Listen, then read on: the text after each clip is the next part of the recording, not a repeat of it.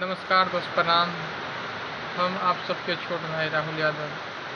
दोस्त, आज हम बताने आए हैं कि भोजपुरी के सुपरस्टार यानी भोजपुरी के कलाकार के कितने गाना है जो ट्रेंडिंग लिस्ट में चल रहा है।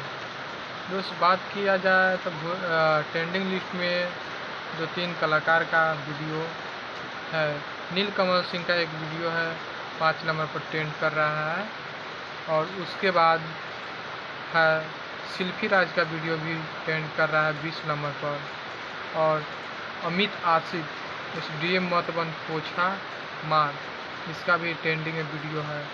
और खेसारी लाल यादव का 2 गाना ट्रेंडिंग में चल रहा है, जो कि एक है आम के स्वाद और दूसरा है सनीचर के फर्नीचर। यही 2-3 कलाकार हैं जिनका भी गाना ट्रेंडिंग में चल रहा है। भोजपुरी के सिर्फ हम बात कर रहे हैं, भोजपुरी के यही 2-3 कलाकार हैं जिनका गाना ट्रेंडिंग लिस्ट में चल रहा है। यही हम बताने के लिए आए थे, और तत्काल इन्हीं कलाकारों का ट्रेंडिंग लिस्ट में नाम है, और आगे किसका ट्रेंडिंग लिस्ट में चढ़ता है हम आपको जानकारी देने की कोशिश करेंगे। धन्यवाद।